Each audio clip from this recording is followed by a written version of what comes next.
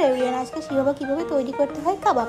প্রথমে soya sauce তেলে দিচ্ছি, তারপরে শুকনো মরিচের গুঁড়া 2 চামচ, আসলে যেভাবে ঝাল খেতে চাচ্ছেন সেভাবে দিলেই হবে।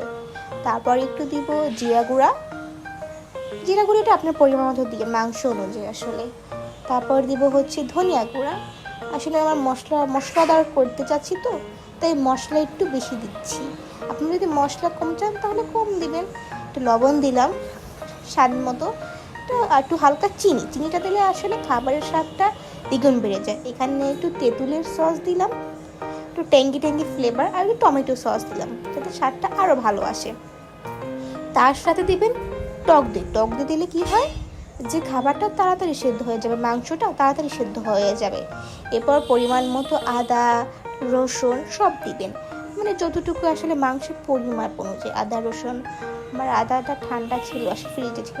এখন ভালো মতো মাখিয়ে নেওয়াটাই আসলে মেন, যদি মশলাগুলো এক একটা মাংসের মধ্যে ঢুকে যায় তাহলেই খুব ভালোভাবে টেস্টটা পাবেন আসলে, না হলে কিন্তু আসলে মেন মজাটা আসলে পাবেন না। সো একটু সময় নিয়ে ভালো করে মাখিয়ে নেবেন, মানে ভালো মতো করে, যাতে করে একদম পারফেক্ট টেস্টটা আসে। আর এই খাবারটা আপনারা ম্যারিনেট করে লাগলে 2 থেকে 3 ঘন্টা রাখতে পারেন, আসলে সময় অনুযায়ী যতক্ষণ আপনার ইচ্ছা ততক্ষণ রাখতে পারেন। আমার যেহেতু সময় কম ছিল তাই আমি 1 ঘন্টা রেখেছি। তারপর এটা চুলায় বসিয়ে দেব সেদ্ধ হওয়ার জন্য।